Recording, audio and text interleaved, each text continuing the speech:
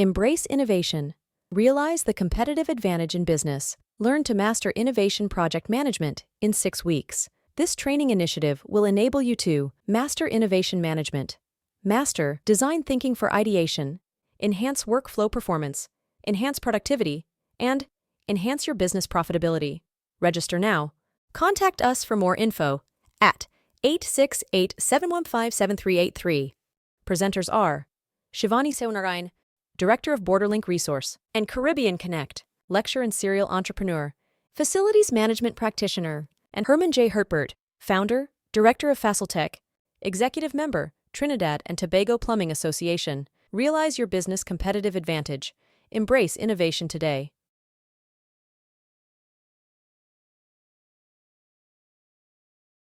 Welcome to another episode of Habits and Money. Today we're going to be interviewing a very dynamic personality. This personality happens to be a lecturer at one of the top universities in the Caribbean, a serial entrepreneur, and a project management practitioner. I want to say to you that you have a whole lot to learn. So I want to encourage you to get settled in for some wisdom and information that can really help to transform the way you do business. So I want to encourage you to join me in welcoming no other than Shivani Seunarain. How are you, Shivani? Always nice to be chatting with you, Gary. 2 The p.m. Me. Yes, the pleasure is always mine. And I must say, it's always a pleasure to be talking with you because I know that you have so much of information and you have achieved so much in your life. And you're a woman. So I think that you are definitely an ambassador for women because of the fact that you have achieved so much in your life. I want us to begin by briefly looking at a major event that you have coming up on May 29th. On May 29th, you're going to be launching a major initiative titled Embrace Innovation 2024. That's going to be a 6 weeks program. And I know that that program is all set to really help rising stars in business to understand the importance of innovation and how they can adopt innovation into their business as a way of achieving the competitive advantage. We're going to talk about that just now and so much more as it relates to that project. So I want to encourage the public to settle in. You want to learn about innovation. You want to learn it from Shivani's standpoint as a project management practitioner. So I want to encourage you to just settle it. But just before we get into the major event that is going to be coming up on May 29th, I want to talk with you, Shivani. I want to talk with you about habits. What are those essential habits that can influence your success? And I ask you this because I know that you have years of experience doing what you're doing, and you would have had to form the right habits. You would have had to practice the right habits. And I want my audience to learn from you, what are those essential habits that they can use for success? Thanks, Gary. Now, what is coming to my mind immediately when you ask me this question? In projects, general operations, in facilities management, really, this is the idea that I'm coming from, where you have a lot of different maintenance activities to do. So over the years, there's a sequence to do it. You get your budget, you have the resources, you have enough people to do it. And you simply do what? You simply execute, right? So you plan what is the budget to manage all these buildings, and you are able to do it with the resources. So it's all properly managed. Over time, things have changed. Things change in the sense that you will not get in that budget again. Your resources are cut in half, actually a quarter. You're not going to be outsourcing as much because you're not paying. You don't have the money. So what do you do in situations like this? And the habit that needed to be formed, really, and it only comes, like I was talking to my team about it during the week, actually, in one of the meetings. Because are we to be blamed when we can't perform? Because Management 101 will tell us, give us the tools and we will execute. If you don't give me the tools, I cannot execute. So, there's a lot of conversation about it. So I could say, okay, well, it's management's problem. Executive management is not giving me the monies to do what I have to do. And many persons will face this type of environment, So what do we do? As I said, what do? We had to come about with so many different ways now to try to solve. Some were successful and some really were unsuccessful. Now, the habit that I formed really as a supervisor, as a manager in this case, as a leader, leading people, was to develop my coaching skills. Because no, you imagine you're asking somebody to do something now to execute a job that they would have gotten about 3 persons to assist them with. Not one person got to do it. The work of 3 persons. So how do we, as supervisors, as managers, as leaders now change the game? Because are we to be blamed? Is the person to be blamed? The end result is that you want to do the job. So a habit that needed to be developed by me was to influence via the coaching method. And I would say it really works. And you have to develop this always. How you coach and having conversations. So it's a lot of trust. You're building a community. So that was one of the habits that I needed to form over a period of time, because it was different from me in the beginning. I really didn't have to use these different creative problem solving and coaching methods. I have the money. This is what you have to do. You are a subject matter expert. And bam, we went and we did the job. But now there's a change. And as I said to people, what do you do in these situations? How do you pivot? Do we continuously say we just can't do it? Management, you are wrong. Or could we now use a concept of out of crisis, there's opportunity. Out of crisis, there's opportunity. And what developed for me was better coaching practices, coaching skills. And then, I was able to do training around that then. It wasn't something that I was doing before, because the training or the teaching, that wasn't part of my my suite of programs and that I teach. But because of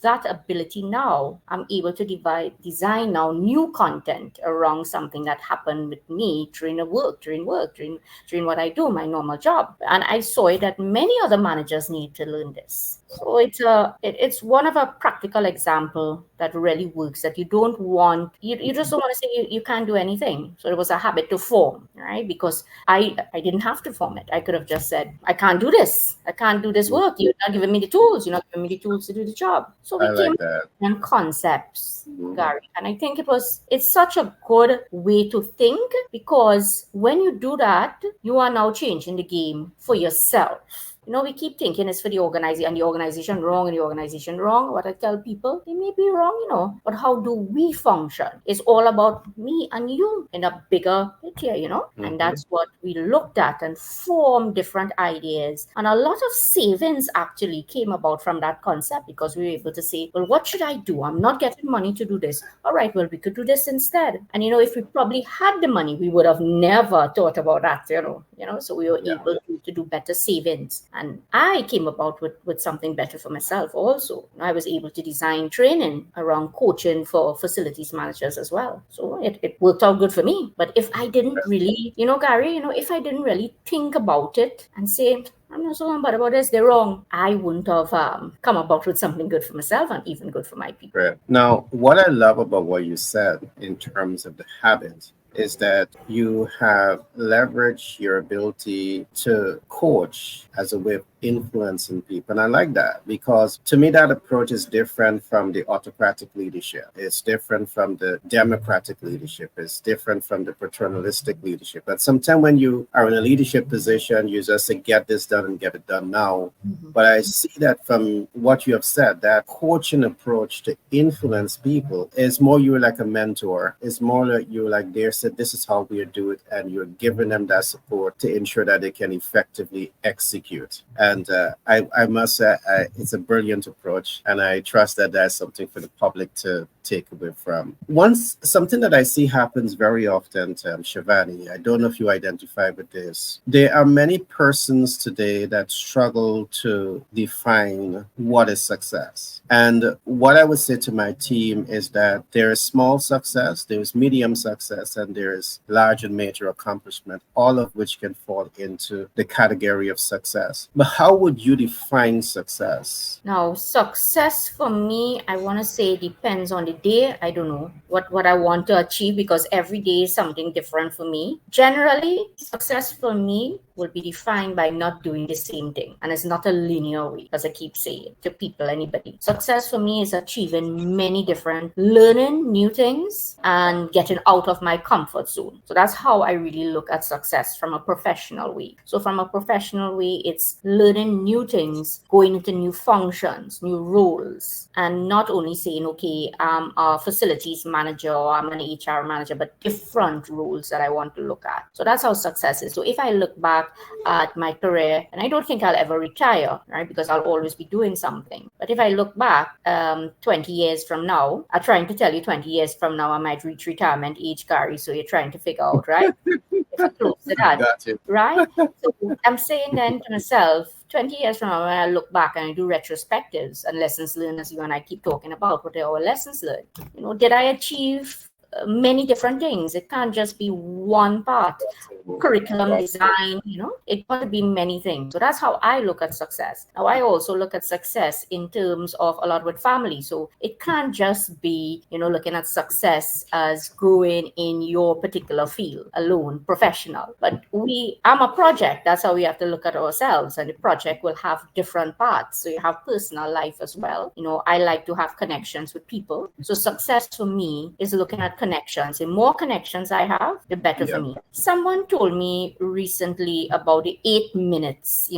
People just need help or to talk to someone for 8 minutes. Someone said it online, 8 minutes. And that is such a true statement, and I'm about to do it because it gave me an idea. I didn't do it as yet, which is known as the 8 minute, I'm going to design something, the 8 minute call. And, I'm going to tell my people, I said, hey, we all may have, just want to chat with me. You want to chat, we want to chat with each other. You don't have to chat with me alone. We're going to say, anybody have any challenge, any issues? 8 minutes. We need you for 8 minutes. We need you for 8 minutes. So success is about connections for me. Connections also. I like that. Now, before we take a look at the major event you have coming up in May, I want to talk to you a little bit about your blueprint for success. You are a lecturer at one of the top universities in the Caribbean. That for me is a major milestone that you have accomplished. You are a serial entrepreneur. You play a very tremendous role behind two major organizations, and you are always supporting other projects. What is your blueprint? I mean, based on the fact that you have so much of success behind your name, is there a blueprint for success? Is it connecting with people? Is it investing time with people? What is your blueprint for success looks like? So blueprint for me will be following my project management processes. I've got to practice what I preach. So that's definitely my blueprint. And I look at it more from an agile way as well, which says every 2 to 4 weeks, what is the sprint that you need to achieve? And you keep rolling with something. So it's an agile project management for life. That's my blueprint for success. You must follow something, as we see. And what do you want to achieve? How you must know what you want to achieve. Well, actually, I'm saying that, Gary, but things could change. I may say what I want to achieve today might be different from next week, and that's all right, no problem. But my blueprint for success would be to find a way to know what success means to me, because success will be different for different people. But at one point, this is what I'm looking at. Another point, this is not what I'm looking at. No problem. But I'm following my general blueprint that will get me there. I don't know what I want, I don't really know what I want as yet, but I got a blueprint that will put me somewhere. And that is the project management processes from initiation to closing. Using, again, agile work. Mm-hmm. And I really love that you mentioned project management is your blueprint and for success. I studied project management, and I must say to the public that it's a beautiful tool. It's a beautiful tool because I believe it helps you to understand what you need to start looking at when you want to be successful. But beyond helping you to understand what you need to start looking at, it helps you to see what I would call the beginning, the end, and the center of a project. It gives you that complete view of what the project really is. So once you make a decision that this is what you want to accomplish, everything is there built into project management as a tool to help you along the way. And that's what I like about it. So I know you're also saying that anyone that wants to be successful and wants to learn your blueprint, you're also an expert in project management, and they can definitely liaise on with you to learn more about what you do and how you can help them, either in business or in life. So I like that. Shivani, let's come now to talk a little bit about Embrace Innovation. On the 29th of May, you are going to be starting a major initiative titled Embrace Innovation that program runs from the 29th of May all the way over to the 3rd of July. Tell us what we can expect from this major event. So coming out of it, what you can expect or what you're going to achieve really is an innovation mindset. Of course, is to cultivate an innovative mindset, because this is something very important. How can we become more innovative? We have to really understand then what is innovation, the different types of innovation that we'll bring forward. However, in order to do innovation, you need to think as a project manager as well, right? Because as a project manager, it will give you the tools. And when we're talking about innovative project management, we'll be using a lot of modern project management tools to show us, which is not the traditional way alone, which is not a traditional work breakdown structure or the Gantt chart. It's not the traditional way at all. We'll be showcasing a lot of different tools that can be used, and we'll show from our experiences. I'm joined with one of my other colleagues to do this, Herman Herbert, also an innovation expert, I will say, and strategic thinker. He's also a part of facilities management. So both of us are coming from projects and facilities management, and will be able to bring forward how innovation can be in our particular industry as well. Of course, we'll look at it from business points and look at different models. But innovation must marry project management for success to happen. You're going to have new tools. And well, when I say new tools, modern tools, I like to use the word modern tools. We'll show the Kanban board, we'll show product backlog, and different tools in Agile. A lot of different tools using the Agile project management, which is part of innovation. So to sum it up, really, you need to integrate innovation with projects. If you don't integrate innovation with projects, this is not going to happen. We are also going to show a 5-step approach, which is the design thinking, and have a great fun in how we're going to do some live projects as well, virtual live, because it's a virtual course. Yeah. And this design thinking will help us to do it as well. We got a lot of fun. This is a third cohort in innovative project management. So it's a very, very interesting program. Embrace innovation. Realize the competitive advantage in business. Learn to master innovation project management in 6 weeks. This training initiative will enable you to master innovation management, master design thinking for ideation, enhance workflow performance, enhance productivity, and enhance your business profitability. Register now. Contact us for more info at 868-715-7383. Presenters are Shivani Saunarayan, Director of Borderlink Resource, and Caribbean Connect, Lecturer and Serial Entrepreneur, Facilities Management Practitioner, and Herman J. Hertbert, Founder, Director of Faciltech, Executive Member, Trinidad and Tobago Plumbing Association. Realize your business competitive advantage. Embrace innovation today.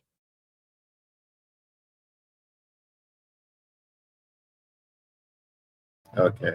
Let me quickly just go through some of the benefits that the public will get from this program. One, I see that they will be able to take away and learn how to master innovation and management. So that's one thing. Second, they will learn about design thinking for ideation. That's two. They will also learn about enhanced workflow performance using your techniques, how to enhance productivity, and last but not least is how to enhance profitability of their businesses. Can we look briefly at design thinking for ideation? Can you give me one or two things that is unique about this project that they can take away? So design thinking is a model, right? It's not a new way to think, but I mean, it's a good while now. But many persons may not know it, or even if you know it, you're not using it. I use it all the time. You can use design thinking in education to develop new curriculum. You can use design thinking in facilities management and IT in any industry in order to come about with new ideas and new products. That's what we're trying to get at, right? You want to get new products. So part of design thinking, you're going to start with empathy. You cannot design a product unless you're doing what? Unless you understand the customer needs, which is empathy. So you're going to look at empathy, and you're going to get certain tools in how you can use it for certain projects. A lot of FM projects, as we said, IT business projects, how empathy is going to really assist you to come about with a good product. Because a lot of times you're designing something, and what's the point in designing it if nobody wants to use it, right? You're not going to make any revenue there. So empathy is the first stage. and that we must understand how to do it. I walked in a coffee shop recently, and as I was standing up there to cash, the board that will tell me all the different drinks and the different eats, it wasn't there. It wasn't. So I'm standing up facing the cashier, Gary. And as I'm standing up facing the cashier, I'm looking now to know, well, what to order. Yes, I know I order Americano, but sometimes let me change it up. Sometimes I know. But I don't even know what to order because I'm not seeing it in front on top. I have to ask somebody. But then when I asked the cashier, she said, turn around and you'll see it behind you, right? So I'm cashing and then I have to turn around to actually see what products you're selling for me, right? On the other side of the wall.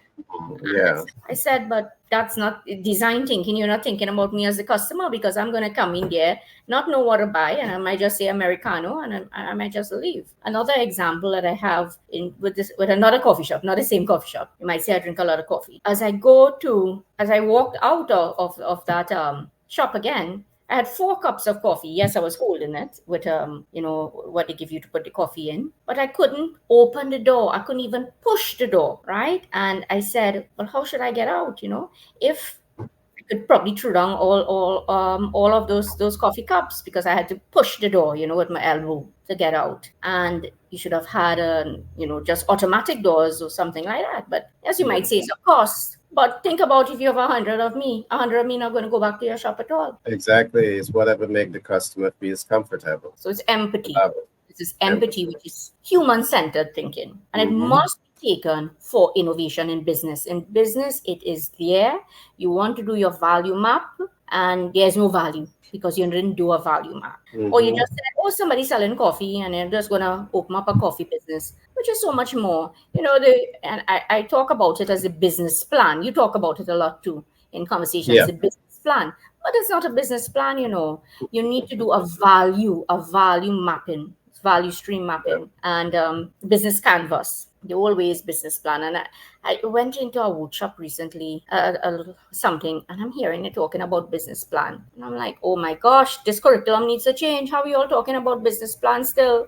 So it's content, new content, because how could somebody be innovative if you don't know these things? And that's why you will see society and organizations be just the same way. But you will also probably ask, say, what about the finance? Because this is a cost. Someone was telling me that recently too. It is a cost to do these things, Shivani. I said, but think about the cost if you don't do it. Think about the cost if you don't do it. And you could even analyze it further. I'm saying automatic doors, but it may have just been an easy push door or give me a cup differently. There's so many cheaper ways to do it. I'm just probably giving one example. But when you sit down and you do creative problem solving, which is part of the design thinking and empathy, you're going to come about with multiple options. So it is a wonderful point, What I like about what you're saying is that innovative thinking and design thinking, it really helps you to identify the challenges. It helps you to think ahead. It helps you to find the solution. And I think you're very much right. I think today that many persons, if even they develop the plan, the business plan, what we are seeing is that very often the plan in of itself is not implemented. And there lies the challenge, all right? Because they may have a plan to enhance customer satisfaction. But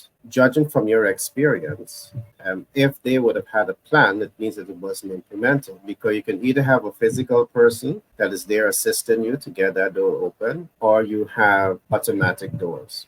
Automatic doors might be a high upfront cost, but for the long term, it's going to be cheaper than hiring a person and you have weekly or monthly debt obligation to cover. So I can immediately see the significant role of design thinking for ideation, because it not only helps you to identify the problem, it helps you to think ahead. And I think that's very a useful part of doing business. You don't wait until the customer complains. Perhaps you can do some testing. You can do your own experiment and come up with innovation to address certain challenges. So I really like that. But Shivani, along with everything that you would have said, I am seeing also the program. You are also part of the benefit is going to be to enhance workflow performance.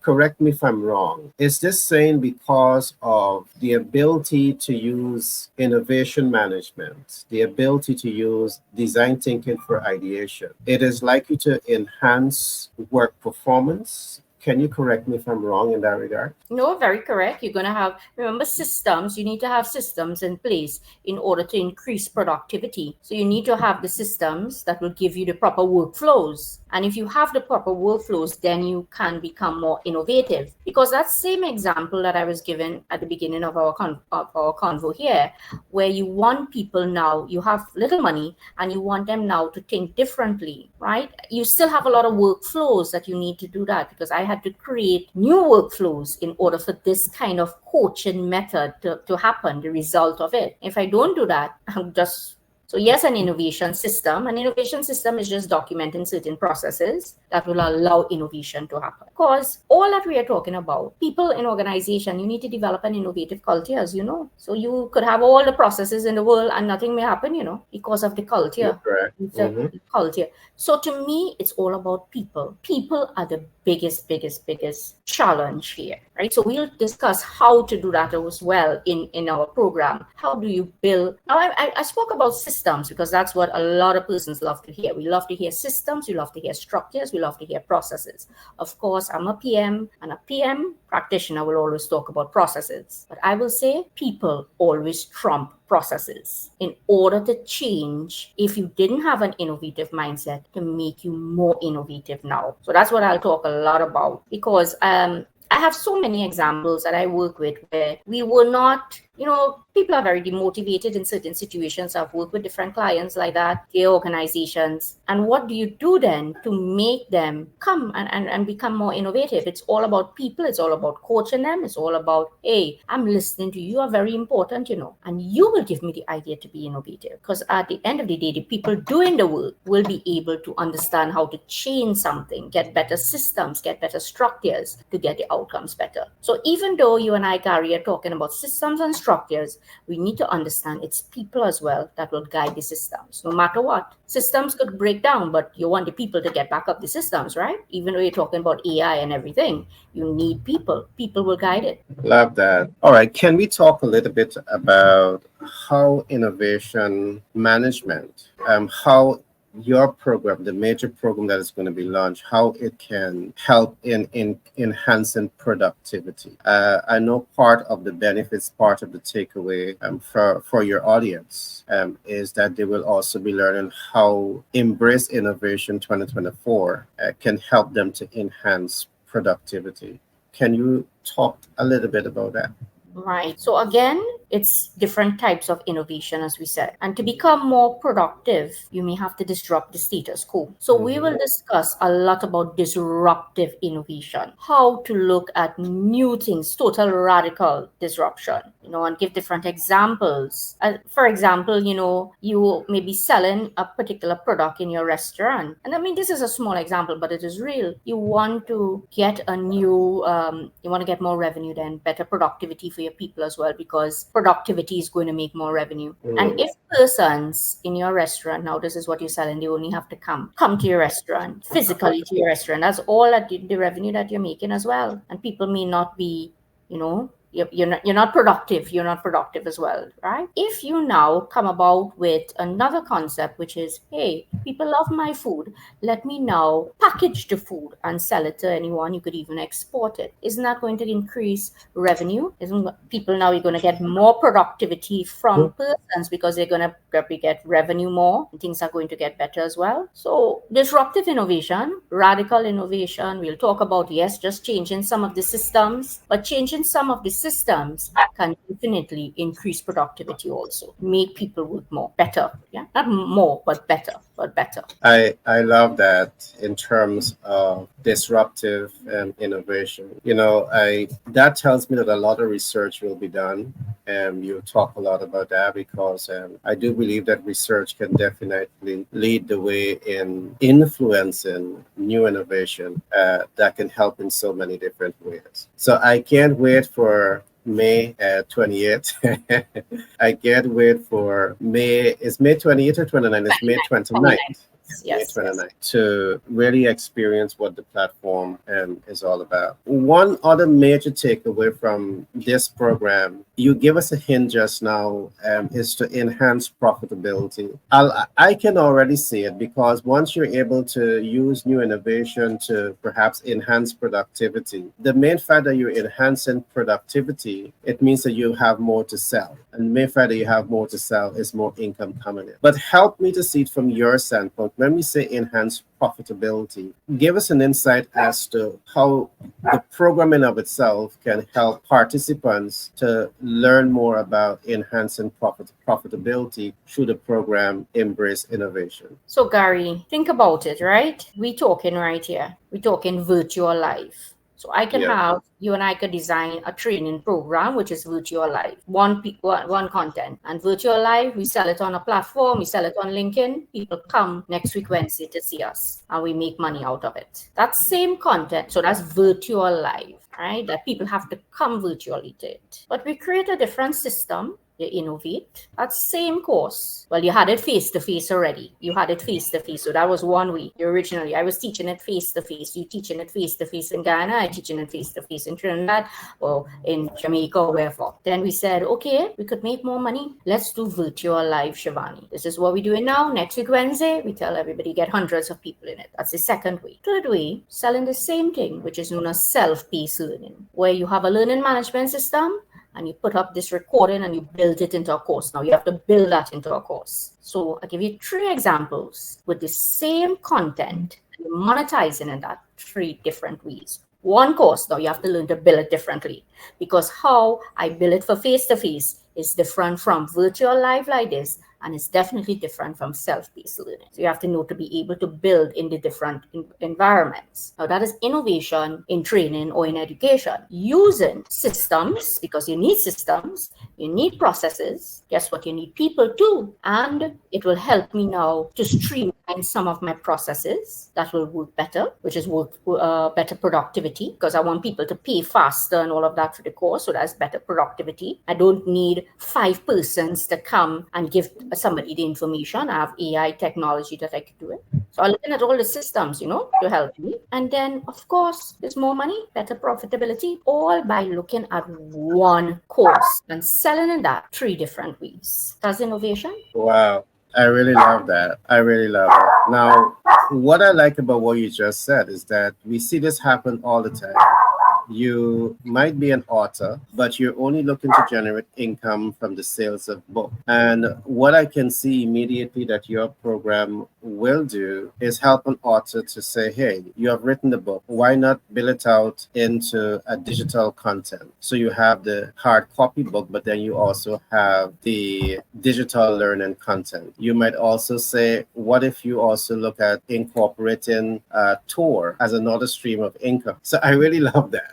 So you're showing persons multiple approaches that they can use to do the same thing, but increase their disposable income by just learning how to adopt innovation and technology to drive the success and the cash flow potential of their business. That is a program I want to say that you don't want to miss. So I want to encourage my listening audience to reach out to Shivani. I'm going to put some information in the link so you can also follow up with Shivani, get in touch with Shivani to learn more about how to be part of this unique training initiative. Shivani, I want to thank you so much for spending some time with us today and to talk with us about this very unique program. And I'm looking forward to learning so much more from you about the great work that you're doing. Is there any last thoughts that you would want to share with us before we wrap up today's program? Innovation. We want to hear about innovation. You want to be creative. There's creativity, there's innovation, but the missing piece, all of the pie that I like to say with creativity and innovation, is definitely project management. You can't do this without looking at it as a project. You need to understand the processes. Now, from this, we are evolving it into a next cohort and in something something else, which is understanding the programs and benefits, a program management approach then for innovation, or how to run a portfolio of projects. So yes, I'm sharing that I myself, we don't do something in silos. It must have like a development. It's a developmental process, as we see. So there's a part 2 coming up, right? There's a part 2 coming up to this. Coming up, okay. Innovation project management is definitely needed to help us to become more innovative. You need systems, you need structure, you need to understand people, you need to understand. I look forward, Gary, for May 29th. Yeah, definitely. And I just want to join you in saying to business leaders across the world, project management is vital to influence your success. I've worked with Shivani. She is a project management practitioner, a specialist. So I would definitely encourage you to get in touch with Shivani, be part of the major event coming up on May 29th. And any other support that you may need in terms of project management, definitely. I'll be dropping some links below this program. So do look at the links to get in touch with Shivani. Shivani, again, I want to thank you for taking time out to be with us today and to share with us this major event that you have coming up that can truly transform the way people do business and can really position them to significantly optimize productivity, creativity, and cash flow. So with that being said, I want to thank you again, Shivani, for being here, and we will do this again soon. Thank you, Gary. As always, love to be around. Embrace innovation.